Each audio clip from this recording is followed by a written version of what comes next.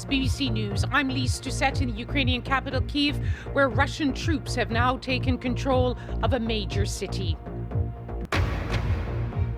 Kherson in the south has fallen. Russian soldiers are on the streets. It's the first major city to now under the control of the Russian army. The strategic port of Mariupol has also come under heavy fire. The battle for the city is intense. Ukraine's president says the invaders will not win.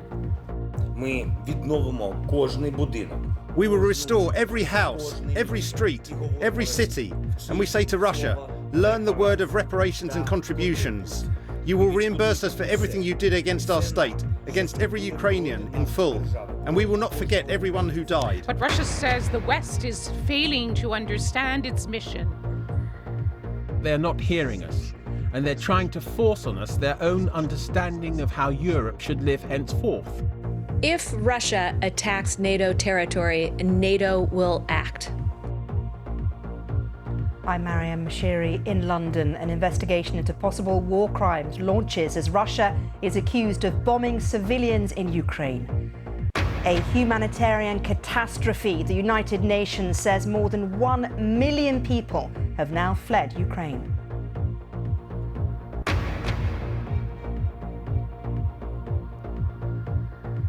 And Kesha Madeira is reporting for us live from the border.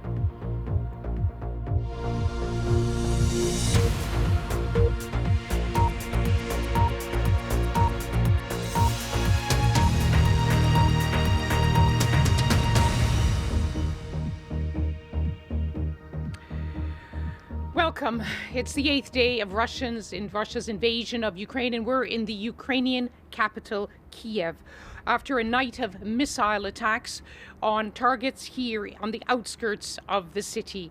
Late morning, there have been numerous rocket attacks, which we can clearly hear here to the northwest. The country's second city of Kharkiv has also endured extensive rocket fire, with residential areas also being hit. Ukraine's President Volodymyr Zelensky says his country's defenses are holding out, and he says we have nothing to lose but our freedom.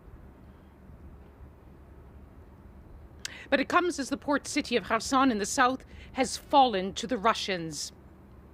It's the first major urban area to be taken.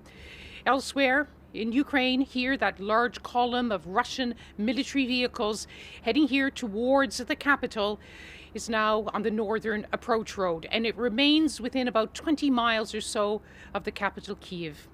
Today, Russia's foreign minister, Sergei Lavrov, also had strong words. He said Moscow was ready for talks to end the fighting, but would not stop targeting the military infrastructure of Ukraine.